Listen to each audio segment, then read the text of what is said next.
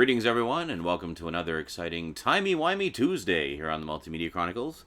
So today, kind of in keeping with the theme I've been going through with the past few episodes, I thought we'd take a look at another little piece of my Doctor Who collection.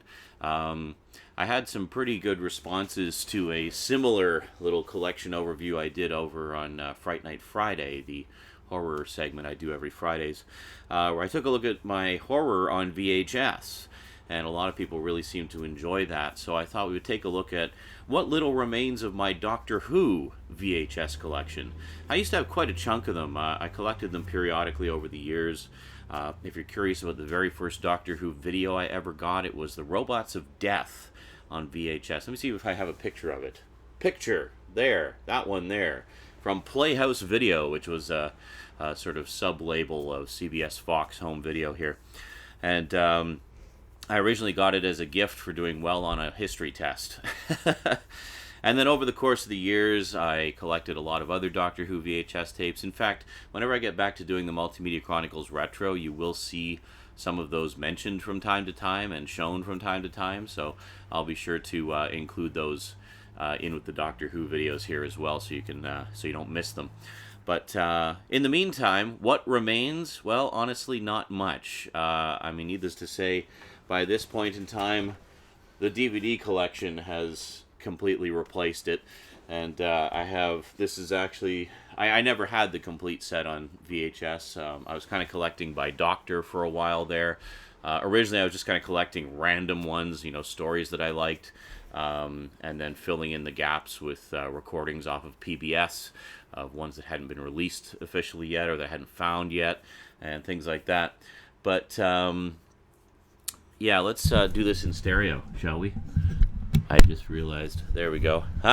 Stereo. I always forget. I was doing video game recordings the other day, and I always record my voice in mono for that, just because the left and right is reversed when I'm doing it. It's very technical and boring, so I won't bother boring you with that. So anyway, let's get right to it. Doctor Who on VHS. What remains of my Doctor Who VHS collection? Today on Timey Wimey Tuesday on the Multimedia Chronicles.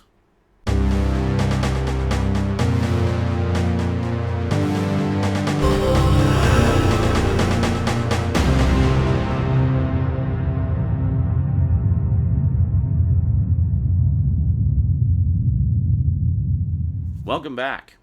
Okay, so one segment that I've kind of brought back as a regular feature here on the Multimedia Chronicles is one called A Closer Look, where we basically take a closer look at different stuff from my collection, whether it be box sets or just notable collections or what have you.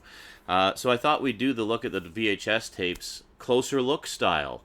So we're going to go down to the black box, as I call it, and take a closer look at all 5 of the VHS tapes that remain in my Doctor Who collection. Let's take a look.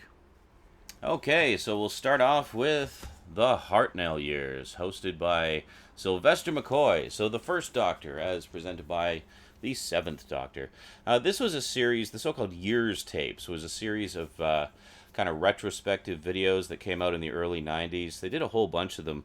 They did the first Doctor, 2nd, 3rd, 4th, 5th, 6th. They never did a 7th Doctor one. I don't know why. And then they did a Cybermen one and a Dalek one. I used to have the first 3 Doctors and a couple of the others, which I still have.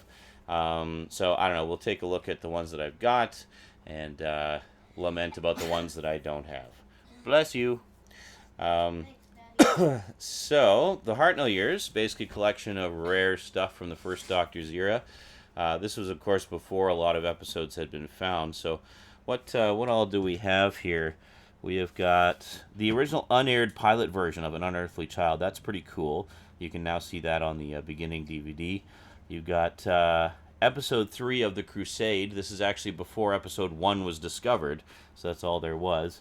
And then the final episode of the Celestial Toymaker. And then I think there's just some other random clips from other missing episodes on there as well, and non-missing episodes. So overall, a nice little retrospective. Quite nice indeed. That's upside down. There we go. Yeah, so quite nice. And see, I don't know what happened to the side there, but very nice. But I really liked these a lot, and apparently didn't rewind them. But anyway, there you go. So that's the Hartnell years. Pretty cool. Now, this was, of course, before the days of the DVDs and what have you, so we didn't have the Lost in Time discs or anything like that. Well, this was before DVD even came along, actually. We basically had VHS and Laserdisc, and there was only a handful of Doctor Who Laserdiscs released. So VHS was really the way to go as far as collecting the series and related content. So here we have the Troughton years, which was quite exciting to me because, of course, at the time, only 5 complete stories from the Second Doctor's era actually existed. And, of course, who else would host it except Jon Pertwee himself? So there you go. He also hosted his own retrospective, the Third Doctor one, so pretty cool. Now, the Troughton years, they give you quite a selection of stuff. You get 1 complete episode of The Abominable Snowmen, complete episode of The Enemy of the World, which of course now exists in complete form. It was fully rediscovered. And the only existing episode of The Space Pirates. And then you get clips from Web of Fear, which has also been recovered mostly. The Tree Doctors. Yes, the Tree Doctors. Yes, I love that one with where they went and healed a bunch of trees. The 5 Doctors and then the 2 Doctors, basically just some later appearances there. But hello, Bus. And then quite a, just a nice collection retrospective of a Doctor that those of us who came to the series later in its run sadly did not get to see a lot of his stories at the time. So very nice being able to finally get a taste for his Doctor beyond the handful of stories that existed at the time. And then I did used to have the Jon Pertwee years, or the Pertwee years. I don't know why I don't anymore, but oh well. And I never picked up the Tom Baker years, which is actually a double tape set. I always wanted to pick up the Colin Baker years because it was the first time he really talked about why he ended up leaving the series when he did, and sort of the circumstances there. He's since elaborated far more on some of the DVD extras and interviews and whatnot. And they never did. I never got the 5th Doctor one at all. I never got. They never did the 7th Doctor one. I think John Nathan Turner, who was actually producing these, actually passed away before they were completed, sadly. But so here we have Cybermen, the early years. Now this one was also really cool because once again it featured episodes from incomplete Second Doctor stories largely, which was terrific. Finally being able to see some of those stories. So this one is presented by Colin Baker, 6th Doctor himself. Very nice. So here we've got quite a selection of stuff. I'm just going to see what we got here. Yeah, so we've got clips from the 10th Planet, Tomb of the Cybermen, which had recently been rediscovered, The Invasion, and 4 full episodes. We've got the Moon Base, episodes 2 and 4, and the Space Wheel, episodes 3 and 6.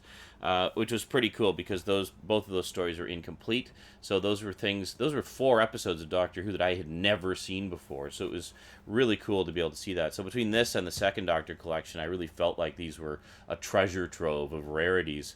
But really, really cool stuff. Really liked this tape a lot. I always meant to pick up the Dalek one. They had the Daleks the early years as well, which was presented by Peter Davison, actually.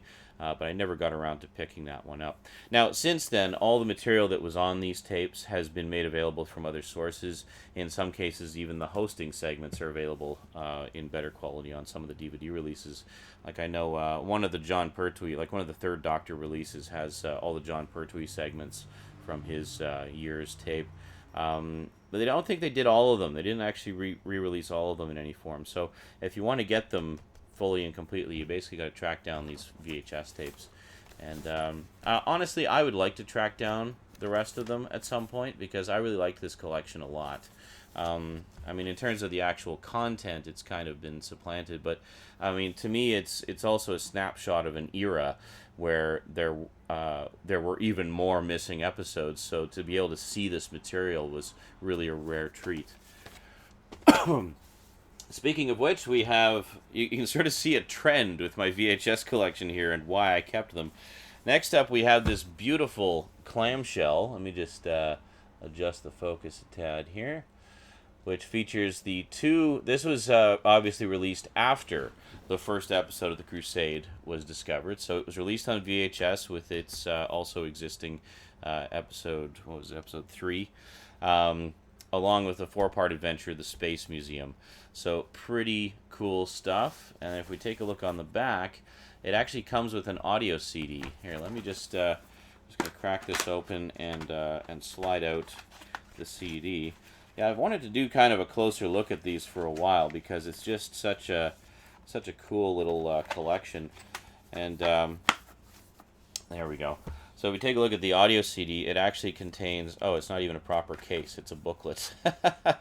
So this contains the complete audio of episodes 2 and 4. No narration or anything, it's basically just, nicely cleaned up audio tracks. So between the 2 episodes on the VHS tape and the 2 episodes on the audio CD, you can experience the full story. So here we have just some stuff about it there. Very, very nice. Really, really nice collection. I'm really quite pleased with it, and that's one of the reasons I've kept it, even though I don't really watch VHS anymore. Just because it's just a cool little collector's item. Yeah. So we got. What's this? Oh yeah, talking about other VHS releases. So there's the Ice Warriors set, which I actually have. We'll take a closer look at that in a moment. And the E-Space trilogy, which I never actually picked up. As you may be able to tell from the style of the logo here, this was quite late in the VHS range that these were released.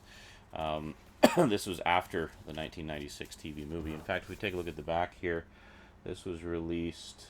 Yeah, this was released in 1999, so it's definitely quite a ways after. So you take a look on the back there. Very nice. Now, again, this was quite a treat for me because while I had seen episode 3 of the Crusade, episode 1 was new to me, and this included everything. Not only that, but really cool. And all of this material has been re-released on the Lost in Time set, actually, the William Hartnell Lost in Time set, including the 2 audio tracks of episodes 2 and 4. So you can actually experience the Crusade in the same form as you do on this VHS tape, just in much better quality. But they actually got William Russell to come back in character as Ian Chesterton to provide bridging narration for the missing episodes. So for episodes 2 and 4, he basically fills in the gaps and explains the story as Ian Chesterton, which is really cool. So that was quite a treat. And you can find all of that material on the William Hartnell Lost in Time DVD. So there we go. So we have just this beautiful clamshell. But it doesn't end there, because if we actually take the tape out, check this out. We actually have art cards. Oh yeah. Anybody who's watched my overviews of the He-Man sets will know how much I love art cards. So let's just let's take a nice up close personal look at these, shall we? Just slip the just a band of paper. I've taken very good care of this over the years. So we're going to zoom right in, and we'll get a nice close-up look at them here. Zoom. There we go. Very nice indeed. Just make sure we're nice and focused. There we go. So there is was it Julian Glover as King Richard. He's the guy who plays what's his name? That old guy in King's Landing in Game of Thrones. Well, that's him. That's him when he was much younger. There we go. Very cool. And then another one, we got the Doctor, basically scheming and plotting with King Richard there. Very cool. I love the Crusade, by the way. It's probably one of my favorites of the William Hartnell historical adventures. And then here we go, another one. It's really nice to have these publicity photos on basically on art cards. It's very cool. And then finally we get one from the Space Museum, because people tend not to care so much about that one. I don't know. I think the Space Museum gets a bad rap.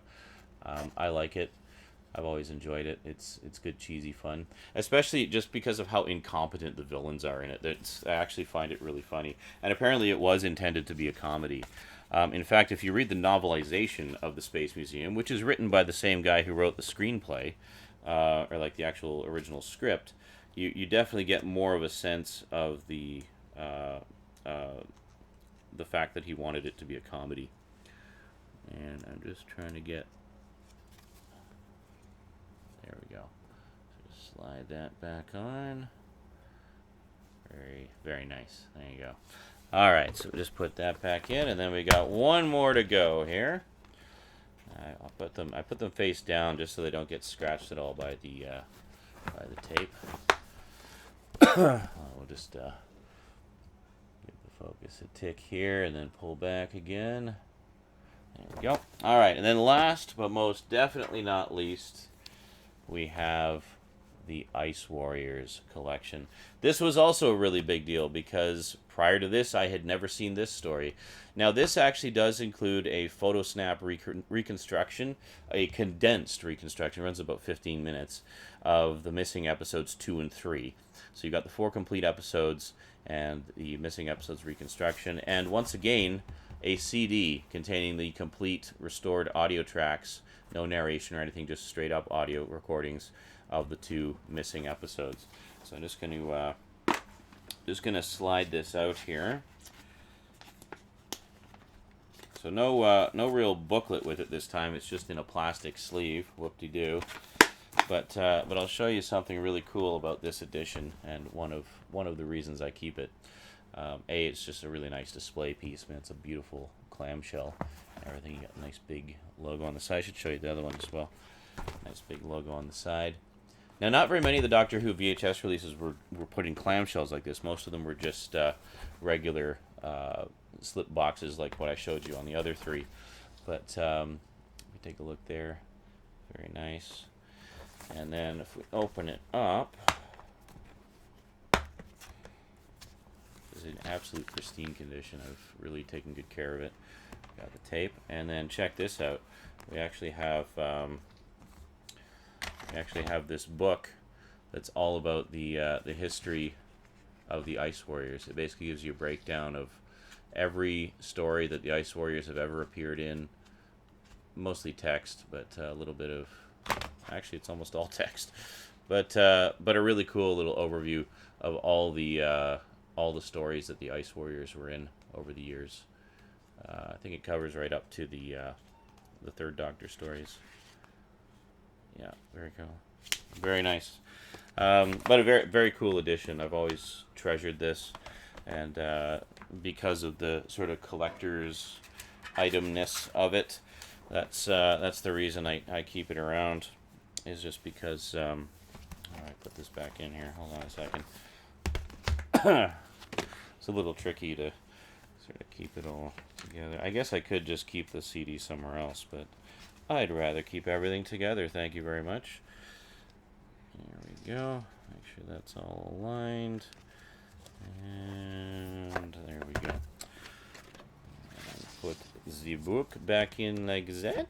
And then put the tape on top. And there you go. And that is that, my friends. That is all that remains of my Doctor Who VHS collection. Very cool. And there you have it. By the way, if you're wondering about the hairstyle today, I thought the Doctor always has big, poofy, frazzled hair, so why not? That's my story, and I'm sticking to it. So there you go. That is all that remains of the Doctor Who VHS collection. Now, I know some of you are going to ask about this other one on the shelf here. You see in the background, so I might as well tell you the story here. Got Doctor Who Curse of the Fatal Death. There we go. Not going to bother doing a close-up of it. And there you go. Doesn't that look nice and official? Yeah. This is actually a fan-made VHS release because this was never actually released over here. It was only released in the UK. So this was the only way to get it for a very long time. So a very generous fellow Doctor Who fan provided me with that, complete with cover art and in a nice little clamshell case. So, hey, can't go wrong there. Yeah, so that is it for this edition of Timey Wimey Tuesday. Hope you enjoyed it, and we'll see you next week. Should be back on track now. Got lots of regular stuff coming, trying to get all the regular features more, regular. So, yeah, so we'll see you next time. Till then, thanks for watching. Oh, Big thanks to my Patreon sponsors. Thanks, Patreon sponsors. Almost forgot there. Special thanks to Kyle Pellegrini, my current highest level sponsor. Really appreciate the ongoing support, dude. And big thanks to everybody else as well. Please do consider becoming a sponsor because it goes right back into the show and just means I can do this stuff more often for you. Alrighty, that is it from me to you for now. So until next time, thanks for watching and sayonara.